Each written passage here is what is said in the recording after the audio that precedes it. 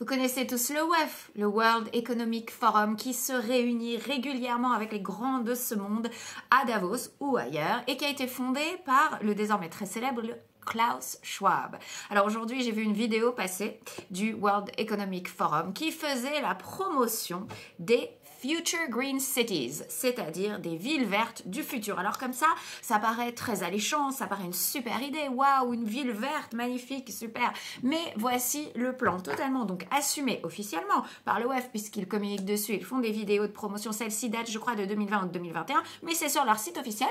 Et donc, qu'est-ce que c'est que ces nouvelles Future Green Cities? Ce sont des villes de 15 minutes, c'est-à-dire des ghettos 2.0 où vous pourrez vivre en circuit fermé parce que tout sera apparemment accessible, tout ce dont vous aurez besoin à une distance qui est marchable, c'est-à-dire dans un périmètre de à peu près 15 minutes. Dans ces zones-là, il y aura une dissuasion de posséder ou d'utiliser la voiture. Donc, pas de parking ou d'espace pour les voitures personnelles, mais du car sharing, c'est-à-dire à peu près une voiture pour 3 foyers. Évidemment, il ne faut pas que tout le monde en ait besoin en même temps, sinon ce sera un petit peu compliqué. Puis quand on voit l'état des voitures, ne serait-ce qu'à Paris, de ce car sharing, vous savez, des applications de location de voitures pour peu de temps, l'état dans lesquels on trouve les voitures quand on le fait, voilà, c'est un petit peu dissuasif, mais bon.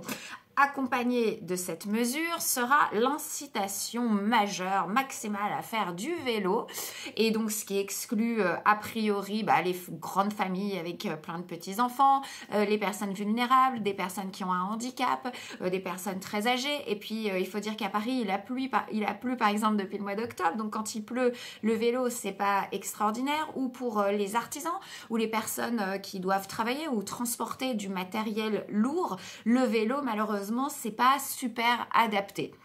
Il y aura aussi une incitation maximum à prendre les transports en commun, mais encore une fois, on peut reprendre cet exemple parisien quand on voit les transports qui sont sales, l'insécurité parfois à laquelle on fait face, le manque de confort, la promiscuité, sans parler de l'été quand il fait très chaud et que c'est pas très bien aéré, et puis les grèves à répétition, les dysfonctionnements. On comprend vite que tout ça peut se transformer très très rapidement en enfer total. Alors si on ajoute au point précédent, le fait que de plus en plus on soit dans une technosurveillance, c'est-à-dire des caméras reconnaissance faciale installées et autorisées de plus en plus, et puis pourquoi pas un QR code à l'entrée, à la sortie de chacune de ces villes de 15 minutes, et pour en faire de vrais ghettos avec des checkpoints, pourquoi pas, et si on va encore plus loin, pourquoi pas accompagner tout ça d'un petit crédit social, donc avec le QR code pour rentrer chez vous. Si vous n'avez pas été gentil, vous ne pourrez pas rentrer chez vous, un peu comme ce qui se passe en ce moment avec les Jeux Olympiques. Si l'enquête administrative n'a pas été faite, vous ne pouvez pas rentrer chez vous.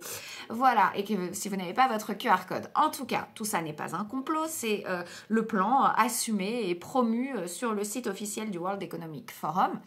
Ces Future Green Cities, ces villes vertes du futur qui sur le papier ont l'air très jolies mais qui peuvent très vite, si on n'est pas vigilant, se transformer en idéologie techno-totalitaire appliquée à ces mini-villages du futur, ces villages 2.0 gouvernés par une espèce de techno-fascisme où chaque fait et geste serait non seulement contrôlé, limité et puis rétribué ou réprimé si il y a un mauvais comportement. Voilà, soyez vigilants. En tout cas, il va falloir l'être, je crois.